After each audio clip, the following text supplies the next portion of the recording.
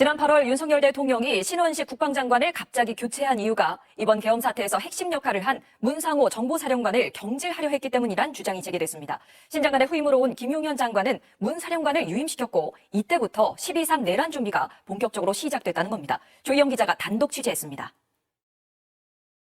지난 7월 정보사령부 비밀요원인 이른바 블랙요원 명단이 유출됐습니다. 당시 정보사령부 수장은 문상호 사령관. 문 사령관은 5월에 있었던 부하 여단장과의 하극상 사태까지 외부에 알려지며 논란의 중심에 서게 됐습니다. 잇따른 논란에 신원식 당시 국방장관은 정보사령부 혁신을 약속했습니다. 이번 일을 계기로 전반적인 혁신, 후속 조치는 좀 강하게 할 생각입니다. MBC 취재 결과 실제 지난 8월 초 국방부는 정보사령부 혁신 방안을 논의하기 위한 회의를 가졌습니다.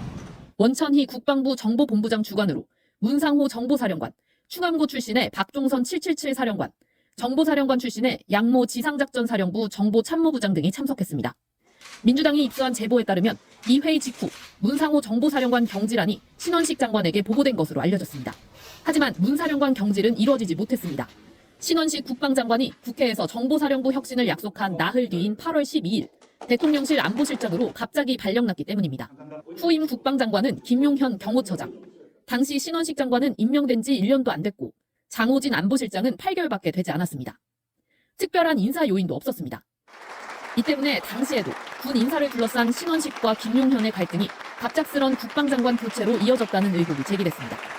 주요 보직자들이 충암고 출신으로 채워지고 있어서 우리 군 합참과 장관님이 어려워하신다는 말도 들었습니다. 김용현의 충암파, 신원식의 국방파가 갈등의 자리를 지킨 문상호 정보사령관은 이후 김용현 국방장관의 취임과 함께 계엄 준비를 본격화했습니다.